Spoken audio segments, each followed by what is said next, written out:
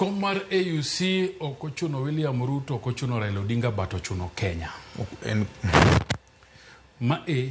En kom Kenya. Raila Odinga en candidate mar Kenya. Okay. Nikech sama idhi AUC, kata in ni nyalo mnagoro kwayo mari, kata mna Fred ni. To ka piny ni okwendosi, ni ne candidate marge, to kayem.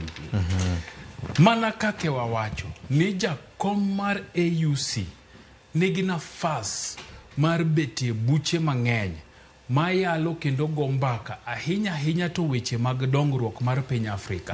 Sama une komno kaka piny, to namba ndege isomo gimalo. Ubedo gi yot gi nafas mar ng'eyo ni to ang'o mipango e piny mar Afrika ka.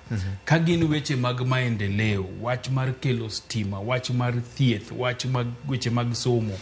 Tu bede nafas maber mar bedo gi gimiluongo ni insider information. Then pinyu koro nyalo align. To gigi ang'o? Gigi biro.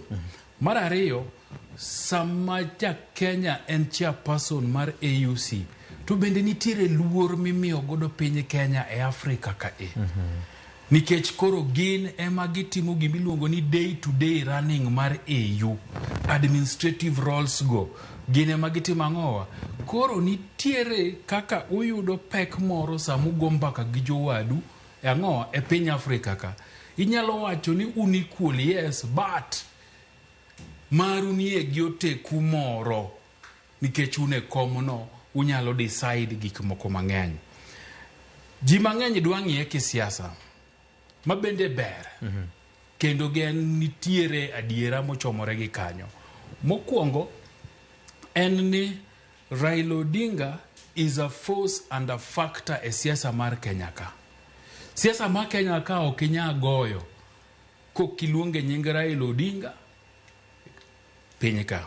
Emomiyo sama William Ruto no wacho ni gidwa support candidate cha mar Raila Odinga, ka Raila Odinga no se wacho ni en gi gombo no.